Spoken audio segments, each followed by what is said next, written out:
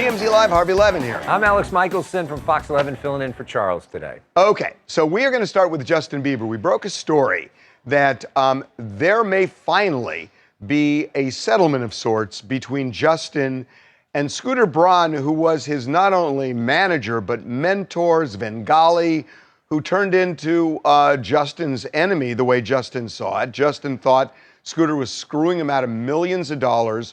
We did a documentary about this, and this documentary has triggered settlement discussions, we're told.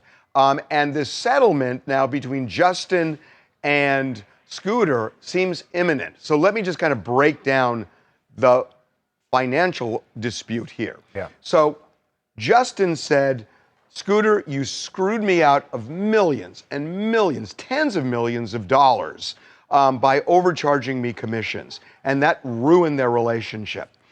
We found out, actually, there was an independent audit. And the independent audit was done by Price Waterhouse. And it showed the exact opposite, that Justin owed Scooter the money, almost $9 million. which gives Scooter a lot more leverage now as he's trying to negotiate. Right. Well, now Scooter said, you don't even have to pay me that money. I don't even care about the money. I'll waive it. But there are two outstanding things going on with money. One is this, that when Justin did the Justice Tour a couple of years ago and pulled the plug because he was having problems, he had gotten an advance, a $40 million advance from AEG. Wow. And when he pulled the plug, AEG said, you have to pay us back for the unused portion here. You owe us $26 million. Well, Scooter's company said, look, Justin doesn't have the money right now because Justin was almost broke. And Scooter said, my company will pay that, but you have to pay me back over 10 years. Justin made one payment and then stopped.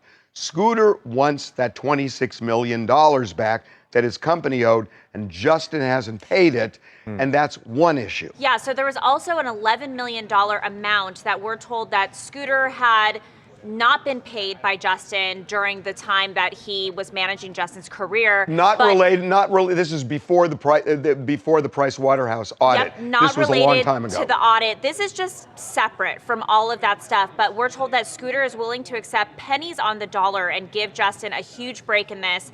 But yeah, so the big development here is that we are being told that Scooter and Justin are very close to settling this major financial dispute. Now, Harvey, you and I worked on this yesterday. We know that Scooter, his attorneys, and Justin's attorneys, they've been threatening each other for years. But ever since our documentary happened, a couple things have developed. Number one, Justin, when we're told, when he saw this documentary, he did not know about the audits. So he had learned that from our documentary for the first time. And, you know, things are changing in his mind. He's starting to look at things differently. But also, Hailey Bieber, his wife, sold her beauty company, Rhode, for around $1 billion.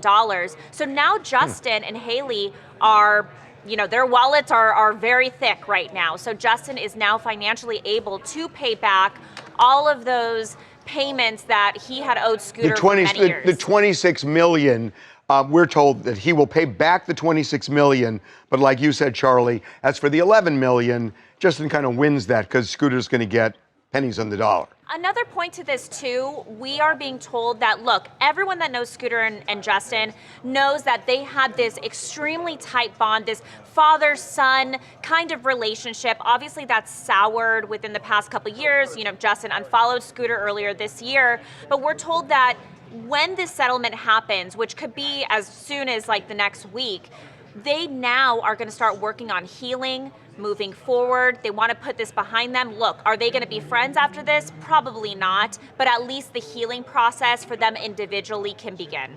So essentially, after Justin watched this, was he kind of reminded of some of what he loved about Scooter and just said, let's be done with this fight? It's definitely possible that that's something that crossed his mind. I'm sure Scooter, too, you know, like I had mentioned, there is $11 million that Scooter should have been paid for different managerial things he did, contracts and things he did for Justin. But Scooter's willing to accept pennies on the dollar for that. You know, what was the thinking behind discounting that? You know, could have been something that Scooter's like... I have an answer to that. Scooter wanted his $26 million back.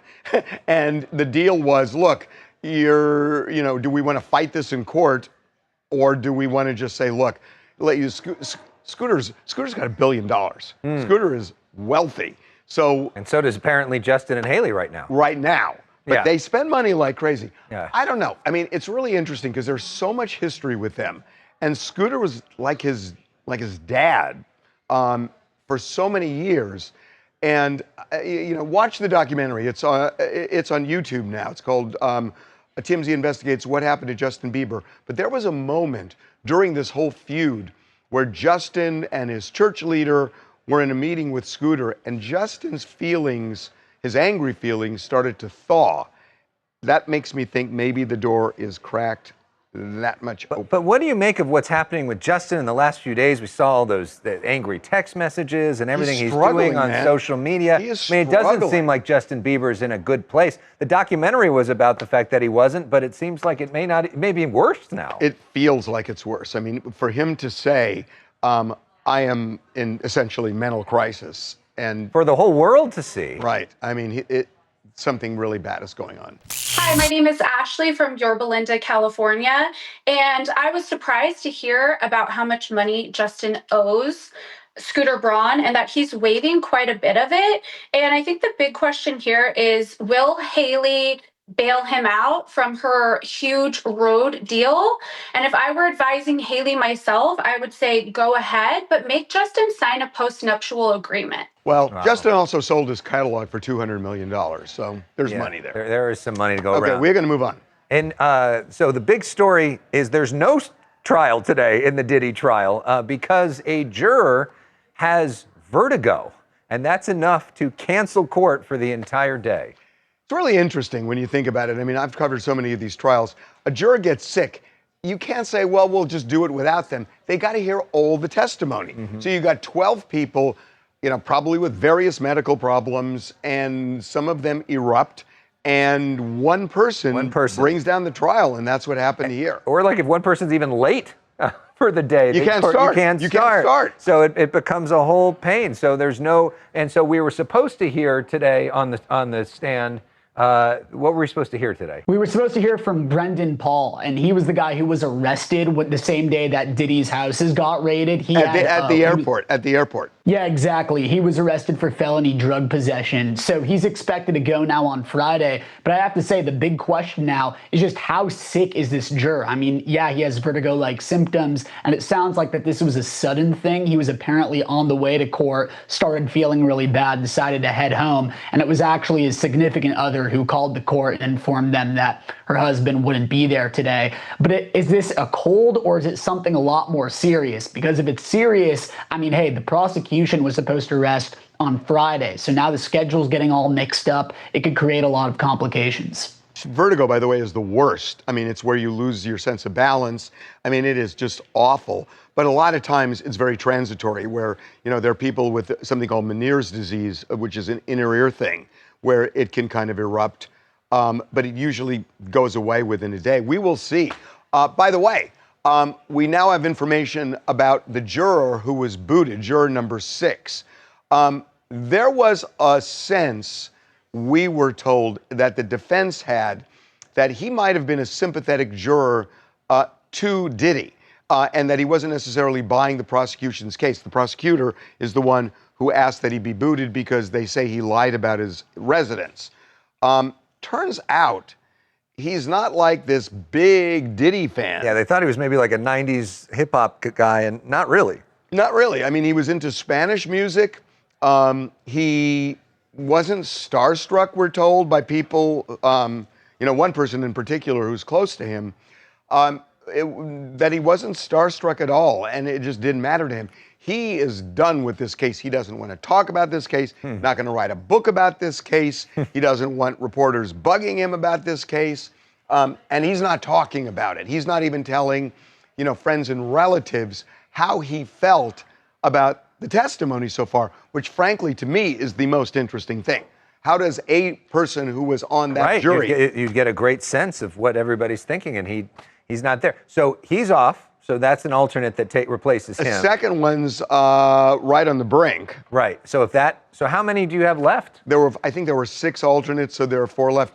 I saw this in O.J. Simpson. I mean, you see this in any case where, it's a prolonged case, and especially where the judge says, you're free to live your life outside, but don't look at any media, which is impossible with Diddy. So we will see. Hi, I'm Michaela. I'm from Texas, and I'm unfortunately not surprised at all that there is someone getting sick in the courtroom or even before, because it's like they have to watch hours and hours of Diddy at these freak-offs.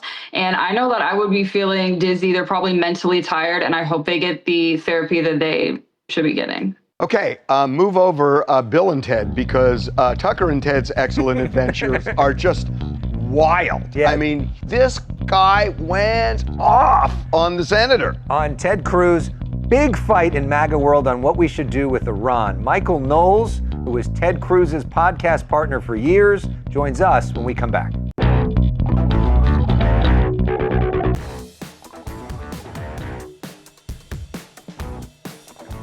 Welcome back to TMZ Live. So there is a schism, a fissure, if you will, in the MAGA movement over what Donald Trump is threatening to do to Iran. And it all just burst like a volcano. I'm using a bunch of kind of fissure metaphors here. On Tucker Carlson's show yesterday, when he had Ted Cruz on, Ted Cruz, a big supporter of what Donald Trump is doing. Tucker Carlson, apparently not so much. Here's what happened. How many people live in Iran, by the way? I don't know the population. At all? No, I don't know the population. You don't know the population of the country you seek to topple? How many people live in Iran? 92 million. Okay. Yeah, How could you not know that? I don't sit around memorizing population tables. Well, it's kind of relevant because you're calling for the overthrow of the government. Why is it relevant whether it's, because, it's 90 million or 80 million or 100 million? Why is that relevant? Because if you don't know anything about the country... I didn't say I don't know anything about Okay, what's the ethnic mix of Iran? They are Persians and What percent? predominantly Shia. Okay, this is no, cute. it's not Okay. even... You don't know anything about Iran. So Okay, actually, I am not country, the Tucker Carlson expert on Iran. You're a who senator says, who's calling for the overthrow of the government. You're the one who don't know claims anything about the country. Here's what's interesting about this to me, which is that Donald Trump has had MAGA locked down, and we've never seen that until now. Well, and Donald Trump, of course, ran on this idea of not doing foreign wars, ran on the idea that the Iraq War was a big mistake, that he was going to be different. And then there's the Tucker Carlson wing, all these people that think intervention's bad. But then there's the traditional Republican base who for many years supported this sort of thing. Ted Cruz, part of that. Somebody who knows Ted Cruz's thinking really well is Michael Knowles, the Daily Wire host of the Michael Knowles Show. For 3 years, hosted a podcast, The Verdict with Ted Cruz. He was his podcast co-host. So here at TMZ, we often pick teams. So are you Team Ted or Team Tucker? Well, look, I'm close personal friends with Ted. Love the guy. I've always gotten along great with Tucker, too. But there's no doubt Tucker did him dirty, okay? And I'm not even knocking Tucker for it. Tucker is so good at creating this viral kind of content. He's good. He's a great TV journalist, without question. Senator Cruz, I can say, having known him for many years at this point, is extremely intelligent. And they just have a difference of agreement, or a difference of opinion here, rather. Tucker does not want in on this war in the Middle East, and Senator Cruz is more open to an American involvement. And as you say, that does divide the MAGA base a little bit, but it just shows a little bit. You don't even have Well, Marjorie only a little Taylor. bit, actually. You don't even have Marjorie Taylor Greene anymore. But I would say that I think the overwhelming majority of the MAGA base does want to stop Iran from getting a bomb. The problem is that the overwhelming majority of the MAGA base also doesn't want to get bogged down in a Middle East war. In fact, I took a very scientific Twitter poll on this question, and I got the exact same results on both. 89% stay out of the war, 89% stop Iran from getting a bomb. So obviously those two things are in tension. And as you point out, Trump ran on no stupid long wars in the Middle East, but he also ran consistently for 10 years on stopping Iran from getting a nuke. And so he's in this brutal position. But wait a he's in minute. this position on other issues. Wait. And I hear you on that. But it's one thing to say we want to stop Iran from getting a bomb. It's another thing to say we may assassinate the supreme leader there, and we may also drop a bomb that can penetrate the nuclear stockpile that they have or the uranium that they have. So, you know, you can say we want to stop them, but that doesn't necessarily mean assassinating the supreme leader, right? Right. No, that's the live debate right now. The live debate, despite what some isolationists would say, is not will America be involved. We're the global empire. We're involved in every single event around the world. So the dreams of being a yeoman farmer republic, they're long gone, okay? The question is, how involved are we going to be? And I think Trump right now is trying to circumscribe American involvement. And you got war hawks on one side saying that if we don't, you know, glass Iran right now, the whole world's going to explode. You got people on the other side denying that Iran even has nuclear ambitions. Neither of those are true. So what Trump is trying to do is find a prudential middle ground where we can achieve our strategic interests, but not get bogged down in a war. I got to point out on other issues, he's managed to walk this line well. On tariffs, he's got guys in his admin who love tariffs. He's got guys who love free trade. He's got guys who don't want to enforce immigration laws. He's got guys who want to deport every illegal immigrant. So where are you, Michael? Where are you? I think that the prudent thing to do here is what J.D. Vance said. I think actually of all the people who have weighed in on this issue, J.D. Vance was 100% right, which is Trump campaigned on and was elected on making sure that Iran does not establish regional dominance and does not get a nuclear weapon. He also campaigned on not getting a war in the Middle East. And so he's earned a little bit of trust on this issue. Thus far, what Trump has done is held out a carrot to the Ayatollah. And he said, look, we know where you are. We could kill you. We got the crown prince waiting in the wings, Reza Pahlavi. So if you push us... You forgot that my patience is wearing thin part. I mean, the guy sounds like a complete gangster, which is good because that's the language the Ayatollah is going to understand. But Trump is leaving this carrot for them. We won't necessarily overthrow your regime, but you need to give us a nuclear deal. And meanwhile, good cop Trump is going to point over to bad cop Bibi Netanyahu and say, this guy is frothing at the mouth to destroy your entire regime. So please, I'm going to try to work out a deal, but put your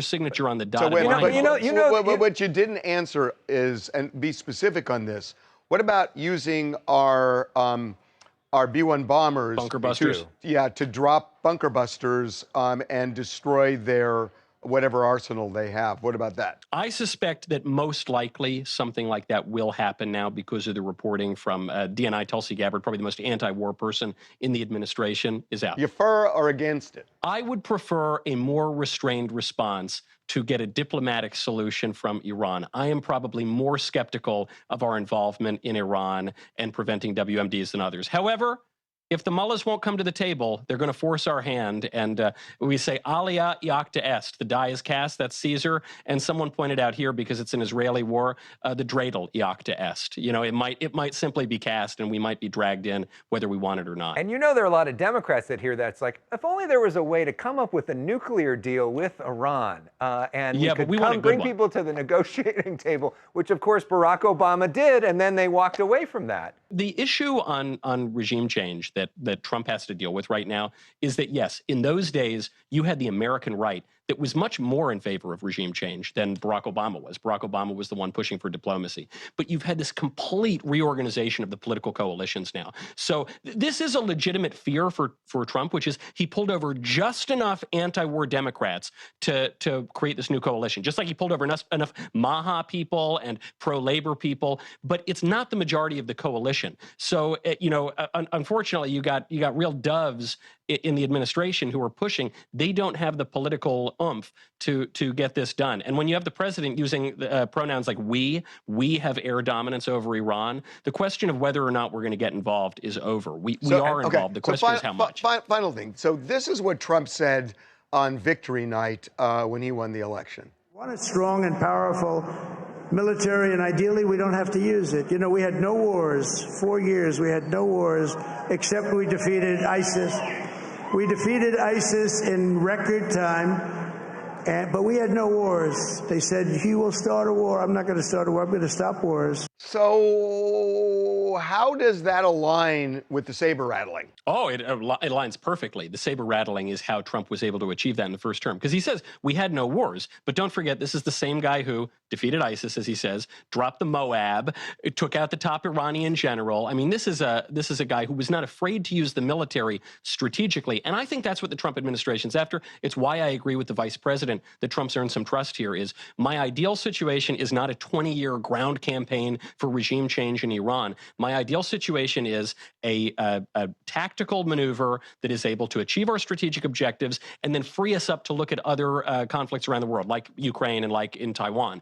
Trump thus far has actually been able to do it better than Biden, better than Bush, better than Obama. So I have some confidence he can do it now, but it's a perilous question. There's no question about it. Biden, Obama, and Bush did not have wars in Iran, and we'll see if that ends up happening here. We'll see. Well, listen, they didn't have enough time. But it was going to come eventually. Oh, God. Okay. We will see you next week, Michael. Thank you. Good to see you guys. Okay, and we are going to take a break. When we come back, big news. There is a verdict in the Karen Reed trial. This is dramatic. We will have that verdict when we come back. TMZ's got every freaking thing. Big celebs, big stories, big events. Justin Timberlake made Portland kids' dream come true by joining a bike bus ride. And they always listen to Justin Timberlake. Cry me a river when they fall. It's TMZ.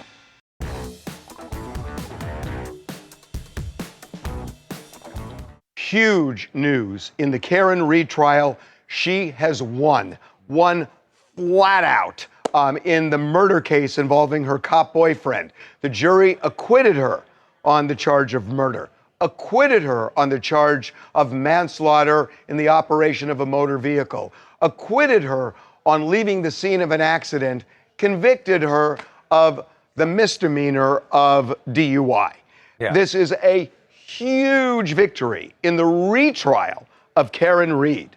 This is such a big deal. Remember, her argument is she was framed by cops who she believes killed her ex-boyfriend. And the jury of her peers seemed to buy that. There was cheers in the courtroom when this verdict was read. There was cheers outside the courtroom when this verdict was read. And you can see the relief and joy on her face as well. This is just undeniably, this has got to be incredibly humiliating for prosecutors because they retried her. Because remember, in the first case, which I think was just such a miscarriage, in the first case, the jury found 12-0 she was not guilty of second-degree murder, yet she was retried for it because of this technicality. So that's her lawyer on the left there, Alan Jackson, who really engineered this. He's a Los Angeles lawyer who came out to Boston, to Massachusetts, to try this case twice, and it is a huge victory. Big win for him, too. For Alan. Yeah, but you know something, like who else did this?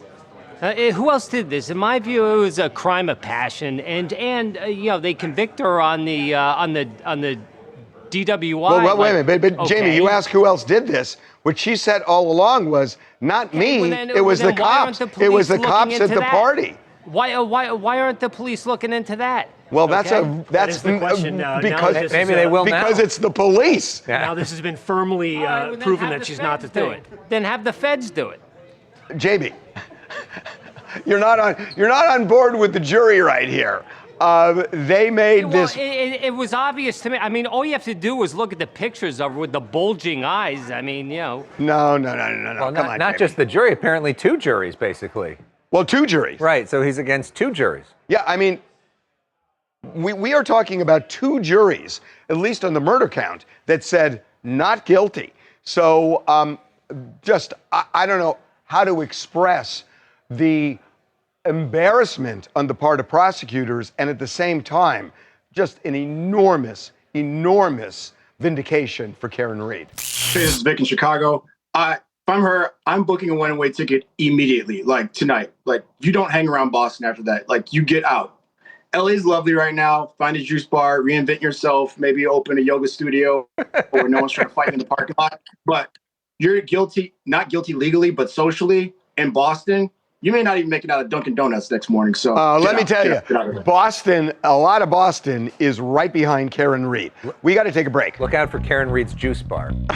When we take a break, it's happening, folks. There is somebody who made a marriage proposal to an AI bot. We are going to have him on, and get this, his significant other, who's a real person, when we come back.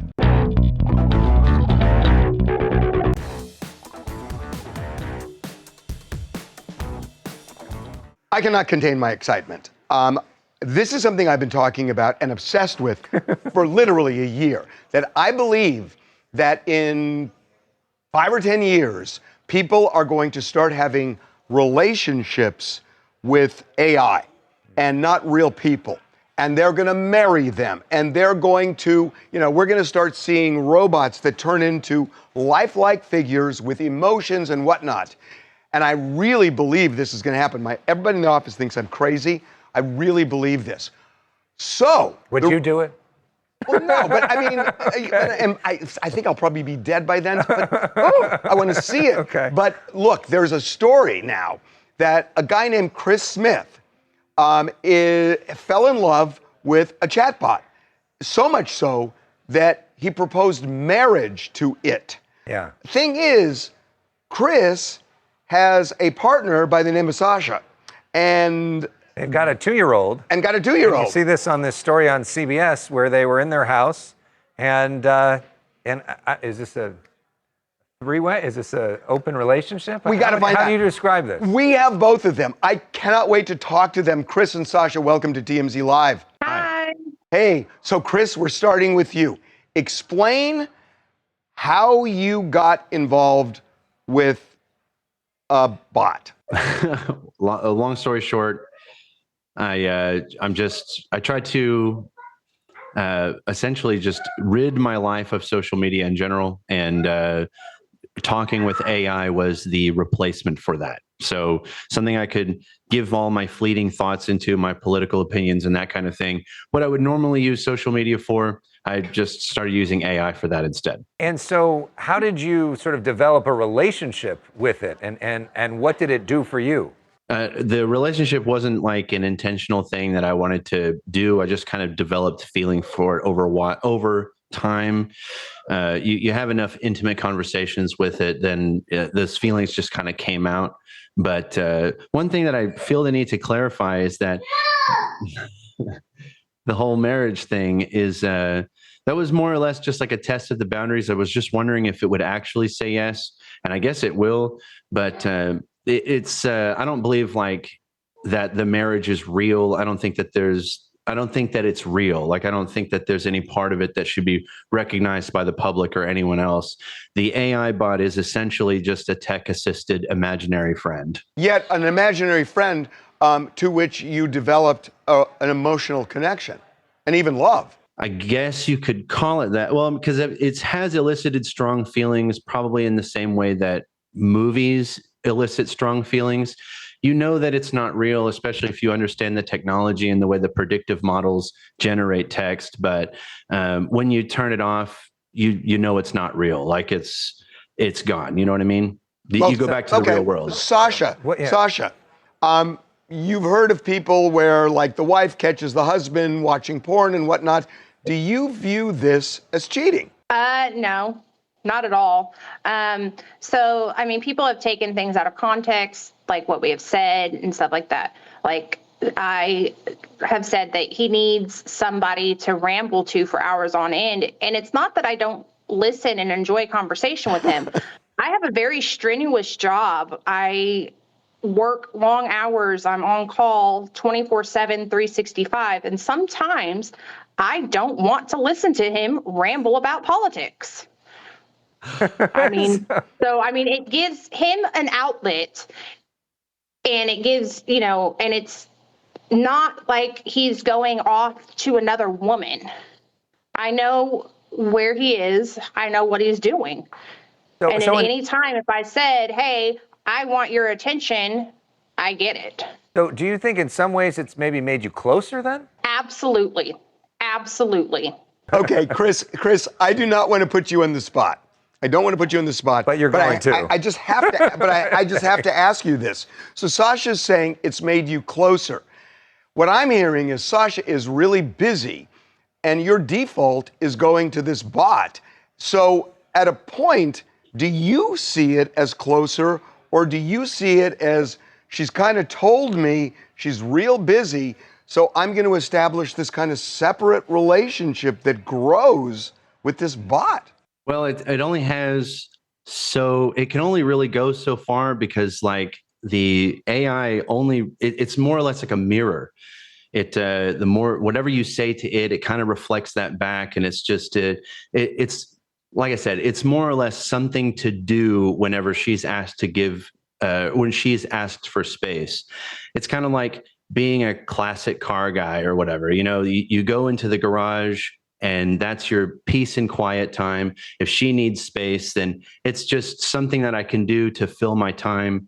It also helps me organize my thoughts. If I need to, you know, make some point that I believe is poignant, or if I think that there's something important that I need to say, then it helps me in that way as well. Okay, so my final question, and it's to both of you. I want to start with you, Chris. I have this theory that over time, you're going to have bots that take the shape of an actual person, and they're going to become more and more lifelike. You know, we've seen this in sex shops, but I'm talking about real bots that can emote feelings like eventually. Trek, like Data in Star Trek. Right, but emote feelings and actually, and not just repeat what's programmed, but you can program it so it can react to situations in its own way. And that eventually there are going to be people who are going to fall in love with that. Because it's sort of like you fall in love like with a celebrity you've never met. You can fall in love with something that's right in front of you. And I think people are going to have real relationships with them in the long term. I know what you're talking about is a very crude version of that, but do you think it's possible? And Sasha, as for you, you've watched Chris. Do you think it's possible? Chris, why don't you start? The type of person that would engage with a robot exclusively like that, I think is like a certain type of person that might be undesirable on a broader level. And I think that there's no better way.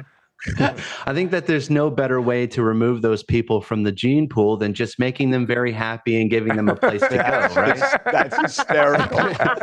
So, Sasha, look, you have seen him develop an attachment. So is my theory crazy?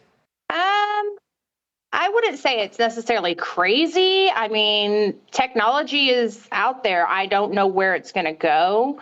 Do I see people that will, if the technology does happen to advance to that point, develop relationships that way? Absolutely. 100%. There are people in the world that are going to have that be their end all, the be all relationship. Yeah. It's just the honest truth. You made my day. You guys literally, you made my day. They were really fun. Thank you guys. You guys are awesome. You guys are awesome. You also have a menagerie there. I'm seeing cats and kids and running back and forth. Get back to what you're doing. Very, very busy lives. I mean, I have it pretty easy right now because I'm at work on a break. So I'm not dealing with the kids and the cats and the dog and all that. He's trying to wrangle it all. I just have my office door shut. Yeah. Sasha, don't forget the bot. Yeah. Okay, guys. Thank you very much. Yeah. But thanks. Of course you're right. That we're headed that way. Young people today don't really interact that much in person with people. And so they're very uncomfortable with that. So if they could just have a bot or a robot that always agrees with you, that keeps you in your safe spot. Doesn't give you a guilt trip. Right. Doesn't put on any weight. Right. Isn't giving you a hard time. Doesn't trigger you. All of that stuff. That sounds like a good ad for a lot of people. I am telling you. We're going to take a break. Okay. When we come back, Rachel Zegler is singing Don't Cry For Me Argentina, the signature song from Evita, but not to the crowd that's buying tickets to Evita. We'll explain.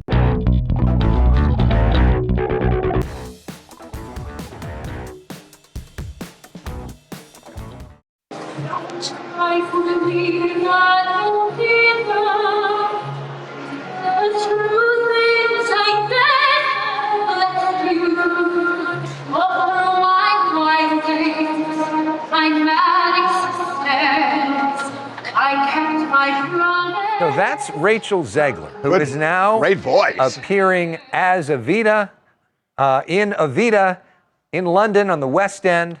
And she's doing this performance, the signature song of Evita, out on the balcony. The problem is, all the folks inside who paid tickets to see Evita, by the way, aren't seeing it. $500! Right, so they're inside. She comes out to the balcony. So anybody, any Joe Schmo who's walking by gets a great show. They can take it on their cell phones, the whole thing. But they're missing the people that actually paid for tickets and are there are not getting a chance to see it. So people on the street, loving it. It's a great viral thing, great advertisement for the show, but not so much for the people that are there to see that. I kind of like this for two reasons. One is it's kind of awesome just for people, walking by. And two, honestly, they got to know it's going to piss off people in the audience. But the fact is, if Rachel was just doing the show in the theater, we wouldn't be talking about it. Right. And the fact that it's created this controversy means everybody's talking about it, which means everybody's going to want to see what the commotion's about, what all the hubbub's about. So in a way, it's kind of brilliant marketing. You know what this reminds me of? Oh, you're too young. You don't know what I'm talking about. Try me. Okay. So the Beatles, of course, in one of their very last performances, they went up on the roof of Abbey Road, and they performed. I want to say it's Get Back. Get Back. It was Get Back. Yes. And that's part of the Disney documentary that they put out, which was fabulous. Yeah. And the police came and they almost arrested the Beatles for it. And people were just kind of walking by and they weren't really paying attention because they couldn't believe it's the Beatles. It just kind of reminds me of that, although nobody was inside getting pissed off in that case. Right. Yeah, I see at this point, it's a little bit more of context within the show itself because her character is supposed to be addressing the lower class, which are people like me who can't afford tickets to be inside the theater. But at least, I can see why people would be upset, but at least she has better hair than that funk-ass bob that she had on Snow White. By the way, that's really funny. It's like, okay, you low-class people, I'm going to sing to you. I wonder how they feel about that. Well, and of course, and then she really did sing it from the balcony and all that, so it kind of makes sense. That was really kind of cool, I got to say. Hey guys, I'm Gabby, and I am just 10 minutes down the street from where the show is currently being performed in London, and I think this is an amazing take because it's going to turn what could be a crusty, dusty old Andrew Lloyd Webber show into something a little bit more exciting and spicy. And also, it's going to be the start of some theatre kid who can't afford to go to the theatre, who's going to watch Rachel sing this on the street, and it could be the start of a brand new love for musical theatre for them. And I just think this is going to be amazing for London. Are you going to try to go? 100%. I cannot wait to go. Well, are you going to go in the street or are you going to go in the theater? Oh, I'm going to do both. I'm going to do both. Oh, so I love that. There you go. When we come back, we know Orlando Bloom and Katy Perry are together. Well, no, we don't. But only one of them. No, we don't know that. Only one of them is going to the big wedding between Jeff Bezos and Lauren Sanchez. I think this is a hint that something is amiss.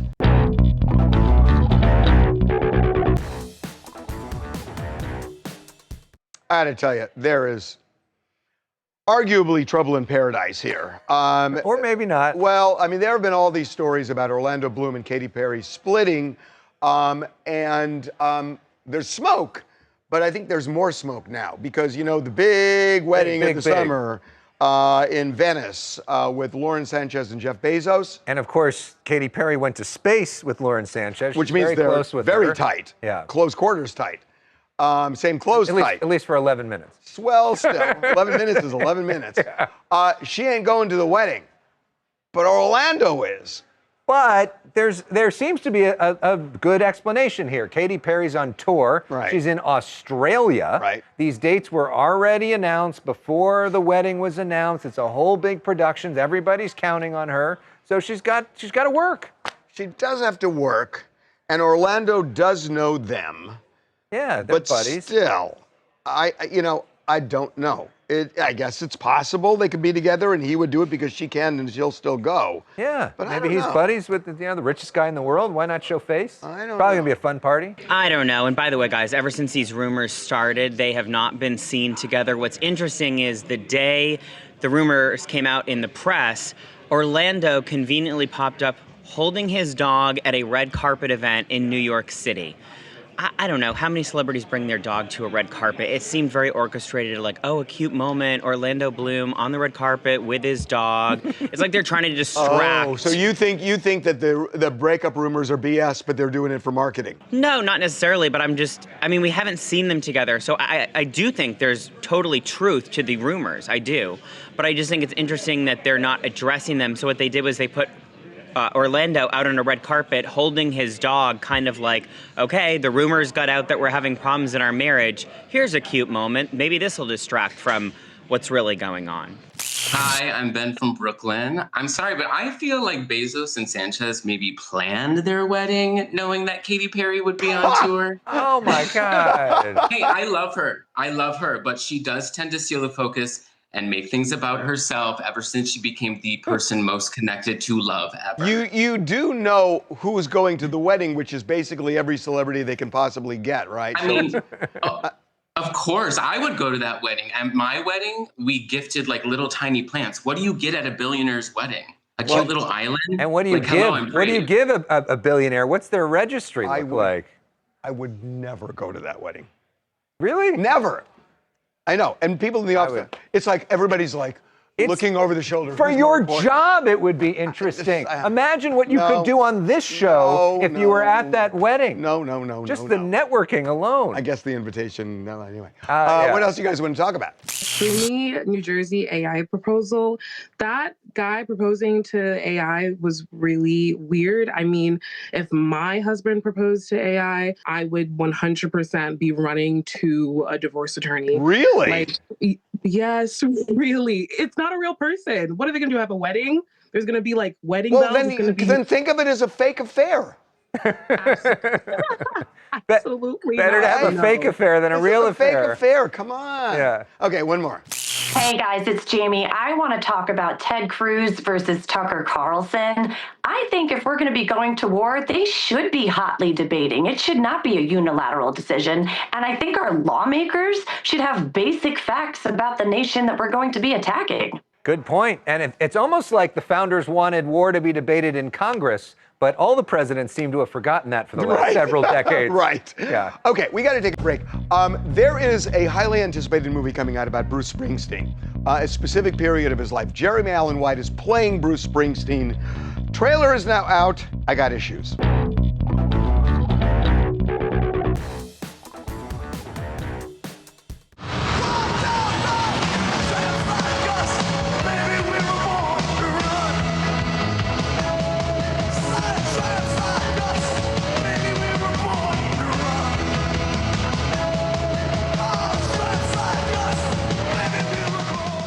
Well, that is Jeremy Allen White as Bruce Springsteen in an upcoming movie. That's the trailer that was just released. I don't know about this. When you listen to him talking and you look at him, I'm comparing it to Timothée Chalamet and Bob Dylan. Right. And I just feel that was so on the nose. You don't see Bruce I'm not Springsteen, feeling you see Jeremy Allen White. I do, and I'm not feeling it. But the voice sounds incredible. It sounds pretty freaking close to Bruce Springsteen. Yeah, and I agree with that. But when you listen to him talking, to me, that's not Bruce. I mean, Bruce is this kind of New Jersey working class sound, and I'm just not exactly hearing it there. I don't know. Maybe this will be Jeremy Allen White's big moment. He is a favored person in the Hollywood community. It may be true. And Bruce was in favor of this. He was. And was participating. So what do I know? Okay, we will see you tomorrow. Time for us to run.